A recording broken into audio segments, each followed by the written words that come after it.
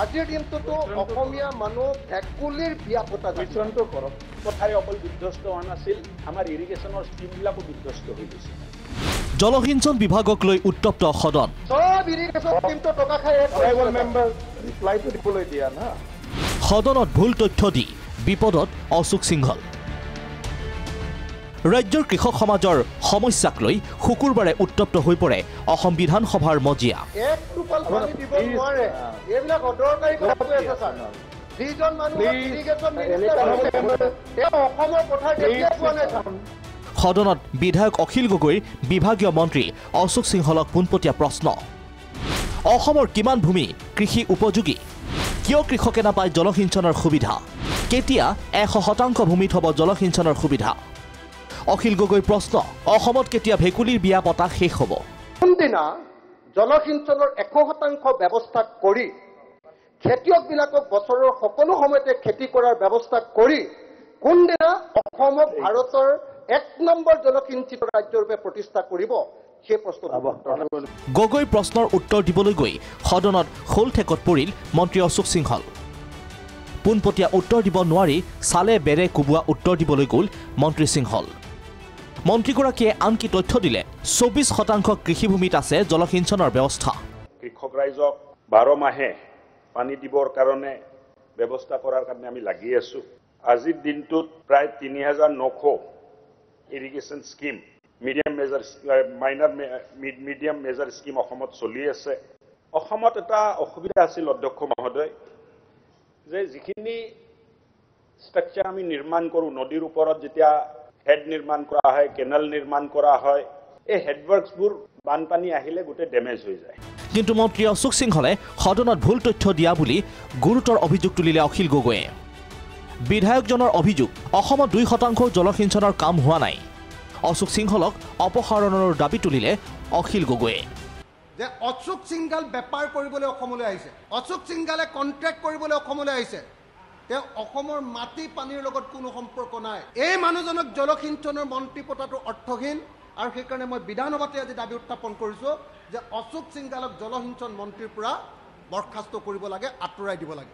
এইবাৰ অশোক সিংহলক উভতি ধৰিলে বিধায়ক মনোৰঞ্জন তালুকদাৰে তথ্যসহ মন্ত্ৰীজনৰ মিথ্যাচাৰ উদঙাই দিলে তালুকদাৰে সদনত লাগিল বাকযুদ্ধ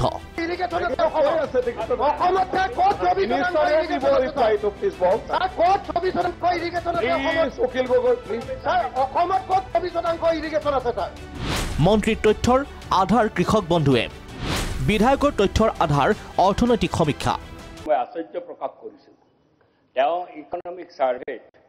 2023-24 ইকনমিক সাৰ্ভেটো যদি চায় তেতিয়াহ'লে আমাৰ ইৰিগেশ্যনৰ যিটো দৈন্য দশা 2021ত আমাৰ এগ্ৰিকালচাৰ লেণ্ডৰ মাত্ৰ 5.12 এইটো হ্ৰাস পালে 21-22ত ইকনমিক সাৰ্ভে মতে 5.06 আৰু 22-23ৰ ইকনমিক সাৰ্ভে মতে আমাৰ এটা ইৰিগেটেড ল্যান্ড হৈছে 2.36